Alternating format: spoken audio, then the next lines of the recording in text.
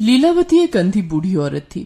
एक हादसे में उसने अपने बेटे बहू को खो दिया था, लेकिन उसने शिव भक्ति नहीं छोड़ी। लीलावती ने अंधे होने के बाद भी कांवड़ यात्रा करके भगवान भोलेनाथ को जल चढ़ाया। लीलावती के सामने दुखों का पहाड़ टूट पड़ा था। सामने बेटे और बहू की लाश रखी थी, लेकिन वो उन्हें अंतिम बार देख भी नहीं सकती थी। लीलावती अपने बेटे तरुण और बहू रीमा के साथ कांवड़ यात्रा पर निकली थी। रास्ते में एक ट्रक ने उन्हें जोर की टक्कर मार दी। इस हादसे में तरुण और रीमा की जान चली गई और लीलावती की आंखों की रोशनी। हादसे में लीलावती अंधी हो गई थी। वो रोई जा रही थी। उसके लिए दुनिया अब अंधकार से भरी कोठरी में तब्दील हो चुकी थी। चलो भाई, अब इनका अंतिम संस्कार हमें ही करना है। लीलावती काकी पर बेटे और बहू की मौत का गम क्या कम था, जो भोलेनाथ ने इनकी आंखों की रोशनी भी छीन ली। नियति के आगे किसी की नहीं चलती भोला भाई। चलो हम इन दोनों का अंतिम संस्कार कर देते हैं। पड़ोसियों ने मिलकर तरुण और रीमा का अंतिम संस्कार कर दिया। लीलावती अब जिंदगी में बिल्कुल अकेली हो चुकी थी। पड़ोसी ही उनका ध्यान रखते थे, वही उन्हें खाना खिलाते और बाकी काम में उनकी मदद करते। लीलावती की जिंदगी अब पड़ोसियों के सहारे गुजरने लगी थी। लेकिन इतने दुखों के बाद भी लीलावती ने भगवान भोलेनाथ की भक्ति नहीं छोड़ी। भोलेनाथ पर उसका अटूट विश्वास था।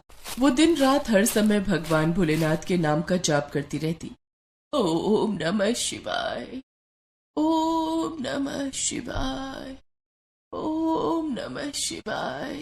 हे भोलेनाथ, मेरी आंखें नहीं हैं तो क्या हुआ, मैं अपने मन की आंखों से आपको देख सकती हूँ। लीलावती काकी, ये लो, खाना खा लो।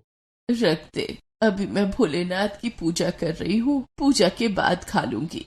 इतने बड़े हादसे में अपना सब कुछ गंवा देने के बाद भी भगवान भोलेनाथ के प्रति लीलावती का प्यार देखकर पड़ोसी भी हैरान थे। धीरे धीरे दिन बीत रहे थे। एक साल बीत गया और सावन का महीना आ गया। बाहर रिमझिम बारिश हो रही थी। लीलावती घर के अंदर बैठकर बारिश की आवाज सुन रही थी। लगता है सावन आ गया है, अब कांवड़ लेकर जाने का समय हो गया है।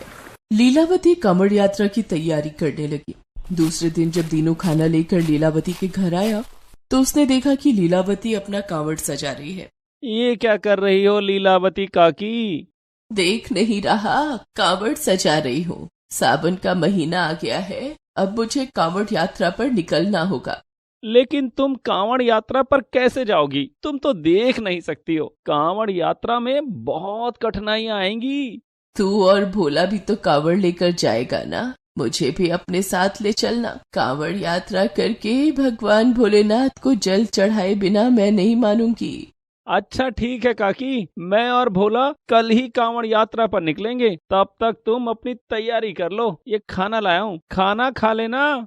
ठीक है, तू जा, मैं खा लूंगी। लीलावती ये सोचकर खुश थी कि वो कल कांवड़ यात्रा पर जाएगी। पिछली बार की कांवड़ यात्रा अधूरी रह गई थी, लेकिन इस बार मैं कांवड़ यात्रा जरूर पूरी करूंगी।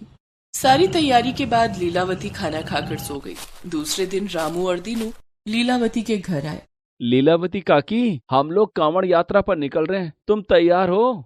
हाँ हाँ, मैं भी तैयार हूँ। चल, कांवड़ उठाकर मेरे कंधे पर रख दे। रामू ने कांवड़ उठाकर लीलावती के कंधे पर रख दिया। एक बार फिर सोच लो लीलावती काकी, तुम कांवड़ यात्रा कर पाओगी? क्योंकि अब तुम्हारी आंखों की रोशनी। इतना कहते कहते दीनू चुप हो गया। आंखों की रोशनी नहीं है तो क्या हुआ, भगवान भोलेनाथ का साथ तो है ना। मुझे पूरा विश्वास है कि भगवान भोलेनाथ मेरी सहायता जरूर करेंगे, वही मेरी यात्रा पूरी करवाएंगे। ठीक है काकी, चलो। लीलावती रामू और दीनू के साथ कांवड़ यात्रा पर चल देती है। तीनों पैदल कांवड़ यात्रा करने लगे। रामू और दीनू लीलावती का हाथ पकड़कर चल रहे थे। तभी रास्ते में उन्हें कांवड़ियों का और भी जत्था मिला। वे तीनों उस जत्थे में शामिल हो गए, लेकिन काफी भीड़ भाड़ में रामू और दीनू से लीलावती का हाथ छूट गया और लीलावती उन दोनों से बिछड़ गई। अब लीलावती को रास्ता दिखाने वाला कोई नहीं था। लीलावती घबरा कर उन्हें आवाज लगाने लगी।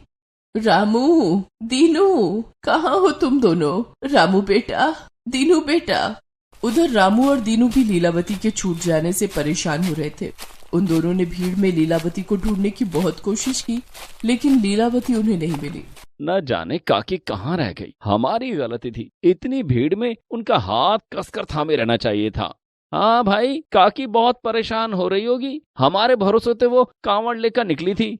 अब हम कर भी क्या सकते हैं। चलो हम कांवड़ लेकर आगे बढ़ते हैं, शायद काकी हमें कहीं मिल जाए। इधर लीलावती अकेली बहुत परेशान हो रही थी। अब मैं क्या करूं? मैं भगवान भोलेनाथ को जल कैसे चढ़ाऊंगी? भोलेनाथ, अब तुम ही मेरी मदद करो। हे देवी, मेरी भक्त लीलावती मुसीबत में है, वो मुझे पुकार रही है, मुझे उसकी मदद करनी होगी। भगवान, आपको लीलावती की मदद जरूर करनी चाहिए। पिछले साल कांवड़ यात्रा के दौरान हादसे में उसने अपने बेटे, बहू और अपनी आंखों को गंवा दिया, फिर भी उसने आपकी भक्ति नहीं छोड़ी। ऐसे भक्त की मदद करना तो भगवान का परम कर्तव्य है। हाँ देवी, आप ठीक कह रही हैं, मैं लीलावती के पास जा रहा हूँ। भगवान भोलेनाथ ने एक कावड़िये का रूप धारण किया और वे पृथ्वी लोक में लीलावती के पास आए और उससे बोले, उठो माई, यहाँ बीच सड़क पर क्यों बैठी हो? बेटा, मैं अपने पड़ोसियों के साथ कावड़ यात्रा पर आई थी, लेकिन वे मुझसे बिछड़ गए हैं। अब मैं अपनी कावड़ यात्रा कैसे पूरी करूंगी?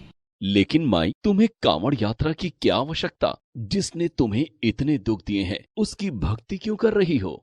बेटा, सुख और दुख तो स्वयं भगवान भोलेनाथ को भी सहने पड़े हैं। जब माता सती ने आत्मदाह कर लिया था, तब भोलेनाथ ने कितने दुख सहे। पूरे संसार के कल्याण के लिए उन्होंने विष पी लिया। सुख और दुख से जब भगवान नहीं बच पाए तो मैं क्या हूँ? सुख और दुख तो आते जाते रहते हैं। मनुष्य को हर परिस्थिति में भगवान का साथ नहीं छोड़ना चाहिए। लेकिन तुम कौन हो बेटा? माई, मेरा नाम महेश है, मैं भी तुम्हारी तरह कांवड़ यात्रा पर निकला हूँ। चलो, मैं तुम्हारी मदद करूंगा। तुम मेरा हाथ पकड़ लो और मेरे साथ साथ चलो, तुम्हारी कांवड़ यात्रा जरूर पूरी होगी। तुम्हारा बहुत बहुत धन्यवाद बेटा। महेश के रूप में भगवान भोलेनाथ लीलावती का हाथ पकड़कर चलने लगे। वो लीलावती को रास्ता दिखाते। इस तरह एक साधारण इंसान के रूप में भगवान भोलेनाथ लीलावती की मदद करने लगे। महेश बेटा, मुझे बहुत भूख लगी है। माई, वहाँ थोड़ी दूर पर कांवड़िया शिविर लगा है, चलो मैं आपको भोजन करा देता हूँ। भगवान भोलेनाथ लीलावती को कांवड़िया शिविर तक लाए। माई, आप यहाँ बैठिए, मैं आपके लिए भोजन लेकर आता हूँ। ठीक है बेटा, लेकिन जरा जल्दी आना। भगवान भोलेनाथ भंडारे के पास जाकर लीलावती के लिए भोजन ले आए। माई, ये लीजिए, खाना खा लीजिए। भगवान भोलेनाथ ने अपने हाथों से लीलावती को खाना खिलाया। तुम भी खाओ ना बेटा। नहीं माई, मुझे भूख नहीं है। लीलावती को भरपेट खाना खिलाने के बाद महेश बने भोलेनाथ उसे कांवड़ यात्रा पर लेकर आगे बढ़ गए। लगभग 4 दिन की यात्रा के बाद वे दोनों गंगा जल लेकर हरिद्वार पहुँचे। माई, हम लोग हरिद्वार पहुँच गए हैं, चलिए मैं आपको लेकर भगवान भोलेनाथ के मंदिर में चलता हूँ। हाँ बेटा, मुझे भगवान भोलेनाथ के पास जल्दी ले चलो। महेश बने भगवान भोलेनाथ लीलावती का हाथ पकड़कर उसे मंदिर के अंदर ले गए और लीलावती ने भगवान भोलेनाथ को जल चढ़ाया।